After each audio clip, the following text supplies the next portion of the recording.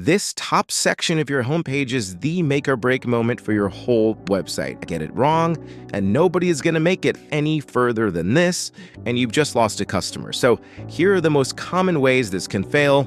1, it's unclear what you actually do. If you use vague or soft language that leaves me with more questions and answers, I'm already checked out. Be specific and say what you offer and how. 2, techno or business jargon. Save your fancy words for another day. This ain't the place for them. So you should just talk about what you do in a way that a 10-year-old could understand it. 3, it's keyword stuffed. Now, I know you want to rank in Google, but when you focus on that first and foremost, you're not using language that's persuasive or enticing. 4, it's more about you than me, the customer. So let me know how you're going to help me, not that you're Phoenix's #1 plumber.